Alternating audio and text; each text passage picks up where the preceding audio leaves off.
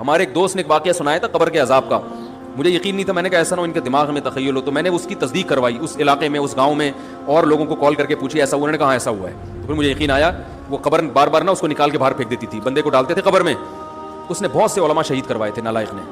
اس کا جرم یہ تھا کہ وہ مخبریاں کر کر کے نا علماء کو قتل کرواتا تھا.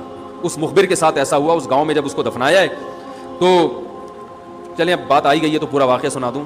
تو وہ جنہوں نے دفنایا نا, وہ ان سے میرا بھی تعلق تھا, میرے بیان سنتے تھے. تو مجھے آ کے انہوں نے واقعہ سنایا کہ ایسا کوئی مخبر تھا جو علماء کو شہید کرواتا تھا مخبریاں کر کر کے. تو جب اس کو دفنایا, کہہ رہے ہیں اس کے والد میرے پاس آئے, ہم لوگ کے پاس آئے. انہوں نے کہا کہ بھائی میں جب صبح جاتا ہوں تو میرے بچے کی جو لاش ہے نا وہ قبر سے باہر پڑی ہوئی ہوتی ہے, تو میں بڑا پریشان ہوں, کیا کروں.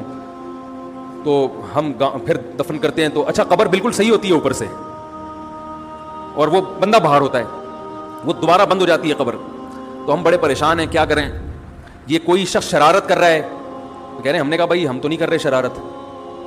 کہا تو اگر دوسرا ہم شرارت کوئی کر بھی رہا ہوتا تو قبر کو کھودی بھی تو ہونا.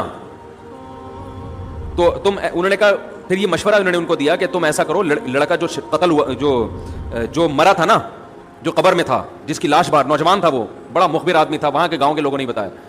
تو اس کی لاش جب باہر پڑی ہوتی تو باپ اور بھائی کو لوگوں نے مشورہ دیا اس لڑکے کے کہ تم لوگ رات کو قبرستان میں جا کے بیٹھ جاؤ.